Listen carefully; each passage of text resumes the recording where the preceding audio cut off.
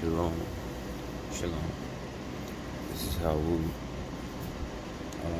I know I haven't read a book in a while, and I haven't really done any other videos in a while because this one thing has been weighing on me so hard, and I feel that I should speak it. And I'm not going to just speak it for me. I'm going to speak it for every last one of my brothers and sisters that has the same affliction. I'm not doing this for no clout. I'm not doing this for somebody for me to get any type of recognition. I'm doing this because I want everyone to hear what I'm saying, and I want everybody to hear me speaking to our Father from my heart to your hearts to his heart, because I know I'm not the only one that has this. So hold on, let me drink something.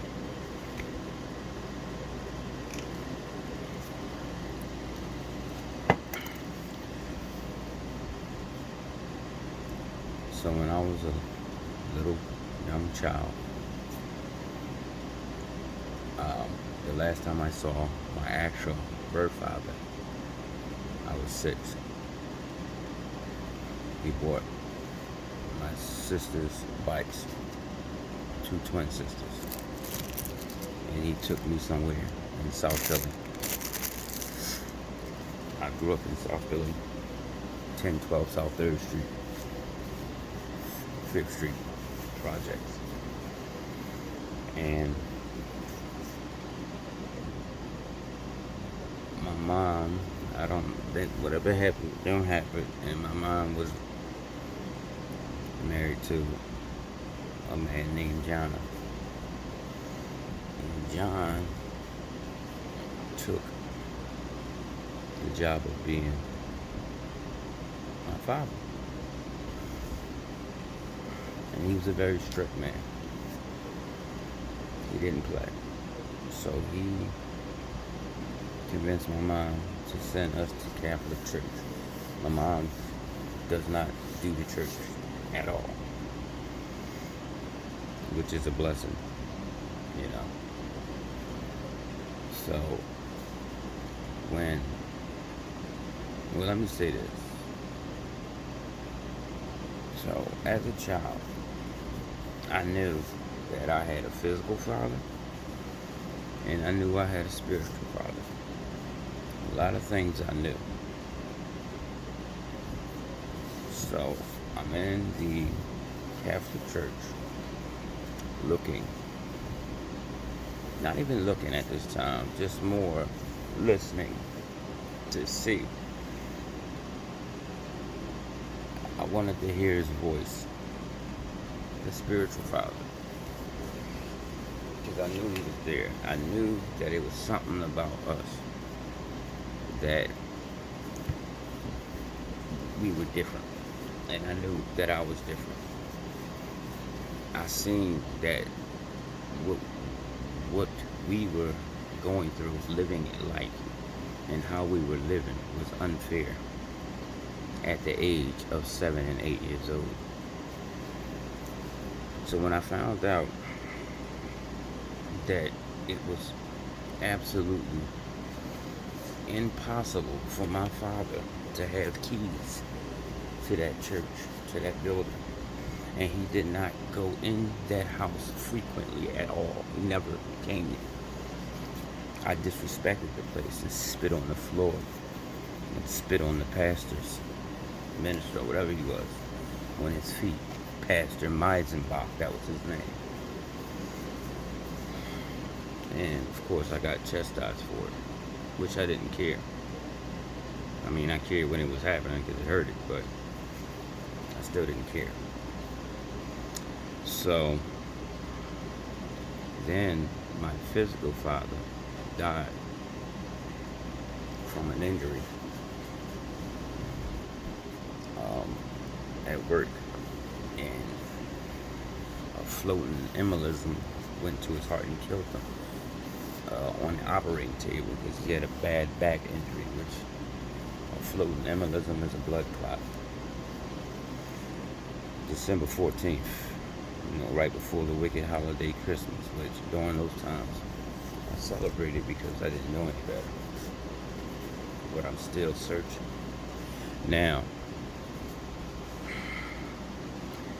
we are in between from moving from South Philly to West Philly. And I have given up on the physical father because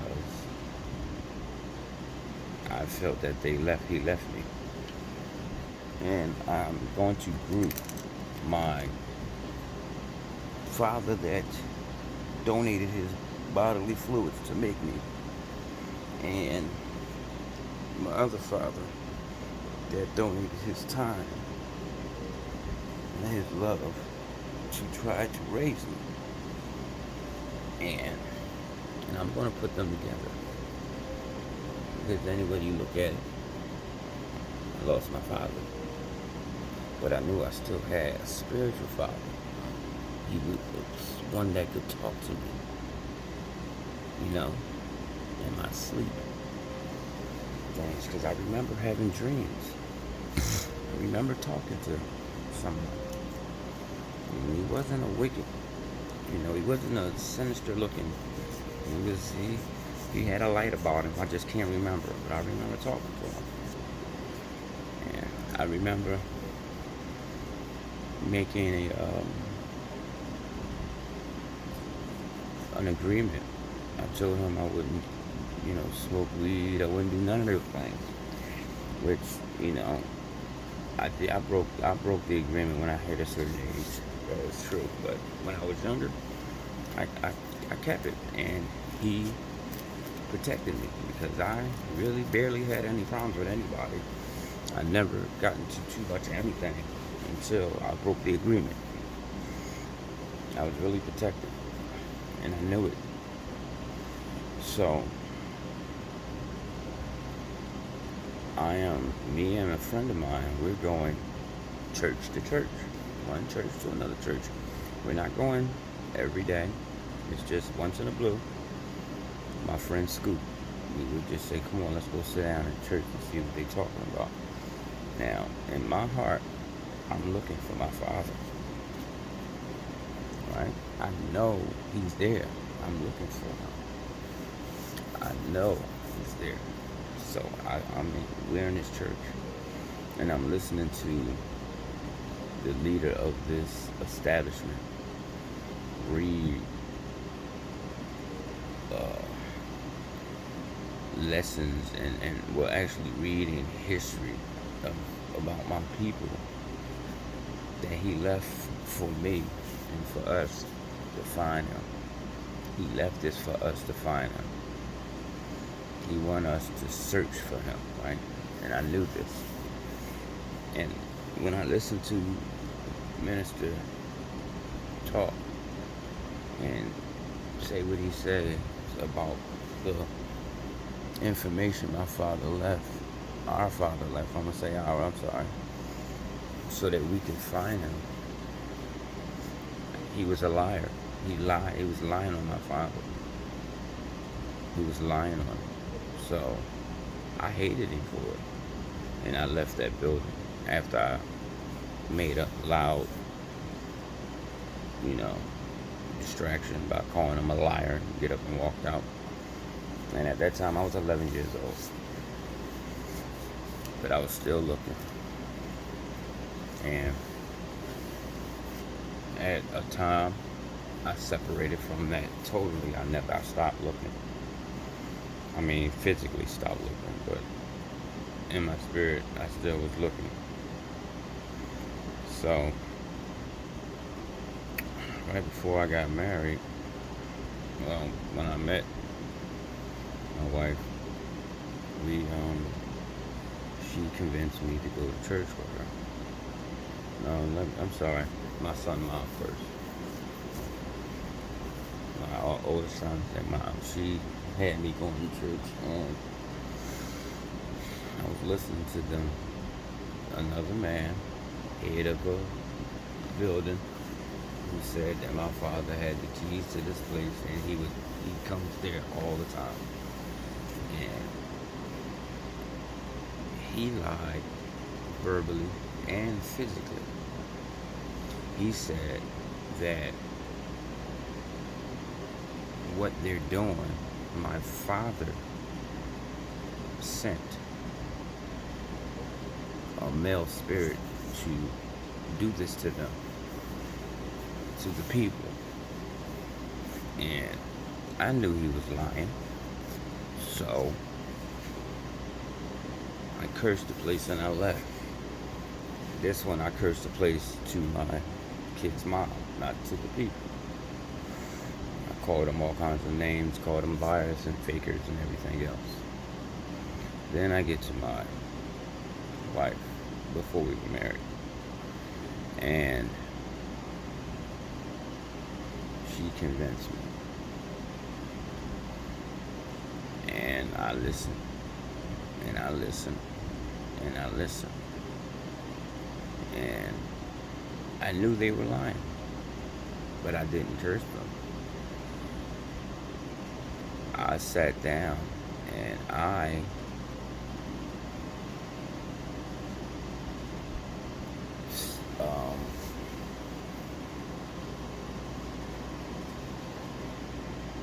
agreed with what they were doing for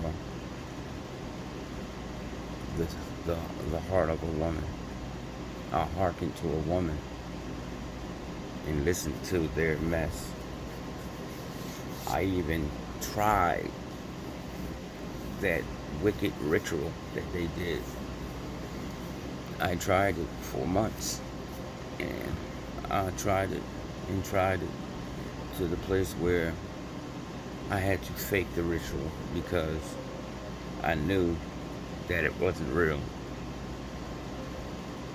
And they knew it wasn't real because when I faked it, not one of them had a clue that I faked it. I just paid attention to what the other people were doing and I mimicked them. I actually said an Arabic word they didn't even know. So I'm literally praying to this false father, because that wasn't my father, and I know it wasn't. I'm praying to him and all, trying to connect with my father, and I know it wasn't my father. And me and my wife started having problems, right? And I couldn't figure out why, because I was being what you would call the ideal husband. I was doing everything I could to be what people call a horrible husband. I gave her all, every dime I made. Not saying that she was taking it, and it's not like that. It's not like that at all. I literally direct deposit all of my income into her account to make sure that everything was being taken care of. I was trying to be the ideal husband. I did not want my children to go through what I went through without a father. So, and things got worse and worse and worse. And we went through HELL. The reason why is because I was praying to a false father. I was calling another man dad. And that was pissing my father off. So he was afflicting me through my wife. Right? Now, me and my wife separated I don't know how many times. Right? And it was one time we separated. was doing so good. My business, I had started my business that I'm doing now. I was doing 3 installs at least a week as far as central air units. I was making close to about 100 and something thousand dollars a year. Right? I bought me a brand new truck, everything. I was doing well. Me and my wife were separated. She, in turn, wasn't doing so well. And I was being an ass, right? At one point, being nasty. But me not knowing, that was my father building me up so he could tear me down. So I'm doing so great. I got my own little place. Just bought a house to work, to fix up. Got my new car, going to work, everything was going great. And next thing I knew, I lost everything within less than 6 months. I went from having everything to having nothing, not even a car. Don't ask me how it happened, I don't know. So, one thing that I'm glad that always been about me, I've never cherished items. So when I lost everything, of course, I wanted to know why, because I couldn't understand it. And, my wife was just kicking me all down in my back and making me feel like trash. It was just horrible. But I wanted to know why. So, it got so bad I had to pretty much move back in with my wife because I didn't want to move in with my family. And she was going to church. Now, during this time, I wasn't going to church because, the people that were preaching to say they were speaking up for me, for my father, they were deceivers and liars and manipulators and everything else. And they ejected me from their church, irregardless. I did something and somebody else did something too, irregardless. We're not going to get to that. It's years ago. Probably like 12, 13 years I think about now. So, and the pastor, he wanted me to kneel in front of him and apologize, beg him for forgiveness. And I wanted to put my hands on him because you're not going to, it's funny where people forget. I had came home from prison and went straight into a church with my wife. And it was like they forgot all about all that, and didn't know that I can revert back to that quick, So I wasn't going, and she was trying to make me belittle myself so she can show face with her church people. So she didn't care what I was standing up for. She was more worried about her image. And one day, I'm sitting in the house and looking at a video on YouTube. I think it was Car Audio, and GMS popped up, Great Millstone, and he said Deuteronomy 28:68. Slave ships was talking about us. So what happened was the slave ship thing registered with me because that is what they taught us in school. We were brought here on ships. So it immediately caught my attention. And I watched the whole video. Right? And I was amazed. I watched the video I don't know how many times. So then I said, I have to see if they're lying. Let me go see.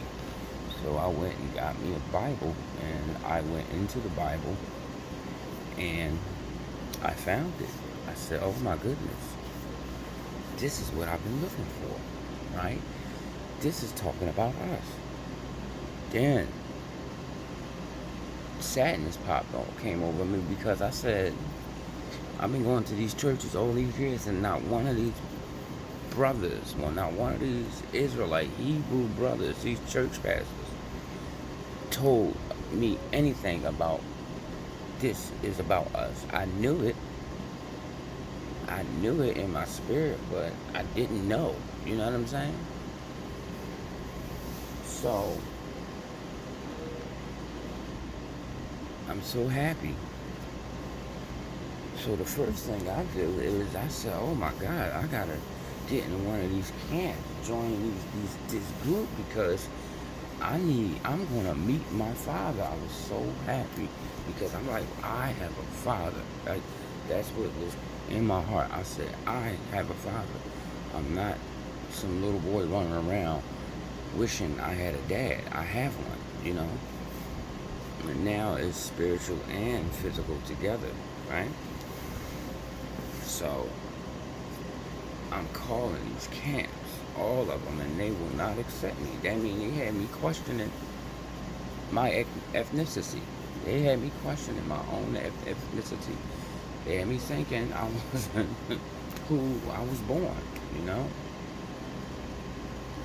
And I know this was the Father. I know it was our Father because I sat down to pray, and this is at the time I was using the Yahweh. And I was actually doing the Yahweh Shah thing too. I didn't know no better, you know? I was just flowing with the wave, you know, just reading and trying to learn, you know what I mean? And I prayed and I said to him, I don't want to learn from these people. I want you to teach me yourself. I want you. I'm asking you to teach me yourself. Because men lie, and so do women. So I'm asking you to please teach me, right? And I mean, I was getting turned down by every camp that I could think of, right? So now I know I'm close to talking to my father. So I talked to my wife about what I learned. So when I was in line with the Jesus thing still, but just calling him by another name and still putting him in the forefront of the Creator, our Father, she was half-ass okay with it. You know, I mean, she was trying me, but I was ripping her behind the shreds. You know what I mean? So now I was asleep and I was having them dreams about the meteors and everything, the other stuff, you know, all the stuff that was going on. But in one of those dreams, it was about the people when the moon fell out of the sky and down Center City somewhere, and the people that was having church on the street. It was like what do they call that? Like a fort. On one side of the fort, they was having church outside, and when the thing fell, the moon fell. Like once the dust cleared, you know, everybody's clothes, all their church clothes, and, well, you know, they had them garb things on they be doing in church, like a choir, and all that stuff was destroyed. And but this one man, his stuff wasn't destroyed. He had like indigenous clothes on, you know, fringes, you know, he was dressed like an Indian, and none of his stuff was destroyed. And when they saw the man, they started like doing that Holy Ghost thing, that lie. That's what I call it. That false, that ceremony. And he, you know, was scared and he didn't know why they was doing it. And he was telling them to stop, you know. And that's when the person that was with me, While I was dreaming, I didn't see him. I was just talking to him. He told me, he said, this is that lie that went through this earth. And it's deceived so many people. So, they doing it, Jesus, Jesus, Jesus, Jesus. Keep saying his name, and they all chirking around and stuff. It was like the video I put up about the voodoo. And right then, it hit me. I said, oh my goodness. I'm calling on the devil in the name of the Most High, or in the name of my Father. So I'm calling on a wicked man in the name of my Father. So I said, oh, I got to stop that. And I give thanks to this brother, man. It was a brother. He was strictly Torah. And I remember I was looking. I was still trying to get in camps and stuff. And I remember talking to him, and he was telling me, he said, I got to get that Jesus out of your mind. He said, I got to get it out your mind. And he was taking me into scriptures, in the Torah.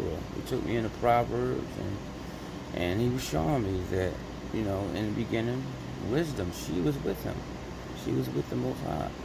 They didn't say nothing about no damn man. And then it was just, and as me and him, we I don't know how. It was just like the Most High led me to him so that he would show me what I was doing wrong. And then with the dream, it confirmed it. But after that, me and him just never spoke no more. I don't know what happened. Oh, I was supposed to went. I know what it was. I was supposed to went to some type of. They called it a Sabbath, like church. I don't know, like a Sabbath gathering. Like they would have some type of church during the Sabbath. And I'm sorry, but I never read that in the scriptures. I never read them going to any type of ceremony during the Sabbath. Never. In none of the scriptures, so I wasn't doing that. It said that we are to rest, period. No cooking, no cleaning, no chastising, no nothing. Rest. You can eat, but you can't cook it. And so I didn't want to go. And that's where we fell off at, right? Because in my mind, that's still church. I don't care how you cook it, how you stir it. You're still cooking church. If this is what I got out of what the Most High was giving me. Well, our Father, what he was giving me. When he said, come out of her, he meant come out of her. So that means, listen, I want y'all to understand this. When our Father said, stop doing everything that you've learned from these people and return and seek what I've taught you, what's in your spirit to do. Right? You can't sit here and say that the Most High awoke you to keep still saying Jesus. How can you be awoken and come out of something when you still in it? Listen, I'm gonna just make this plain to you. If the Most High is going to awake you and tell you to come out of her, out of all the wickedness, and you come out, right, partially, but you are calling on the same God. You're still calling on this Zeus, Jesus, Yahweh, whoever you want to put it. You're still in her. You see what I'm saying? You have not separated from her. And I don't see how people don't see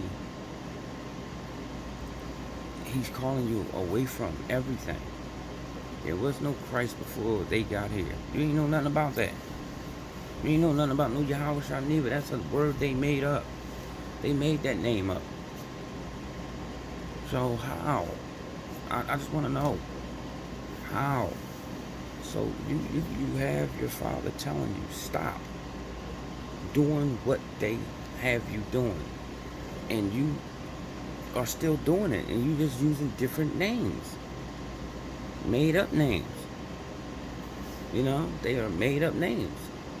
So when he told me to stop, I stopped. That means when the Sabbath come, I don't go to church. because they did not go to church in the scriptures. They did not go to the temple or nothing in the scriptures. They rested.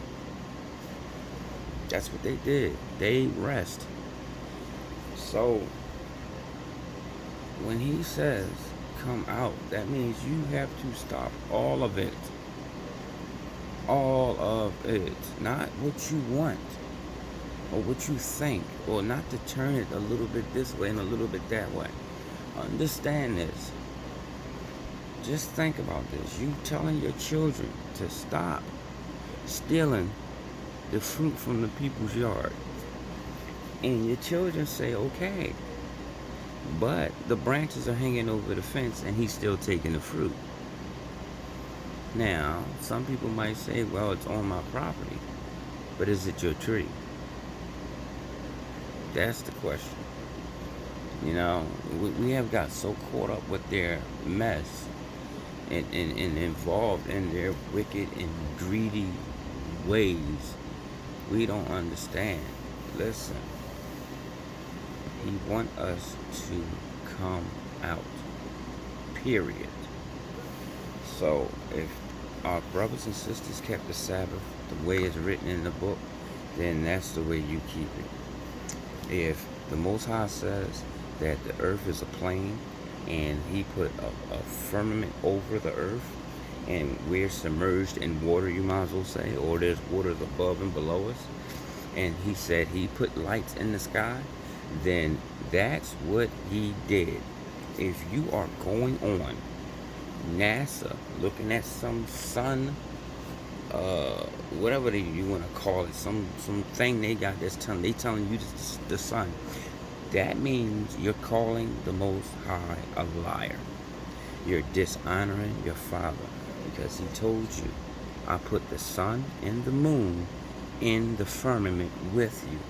The stars, everything you see for lights at night and day are in the firmament. Why are you looking at their wicked stuff, talking about their solar flares coming off the sun?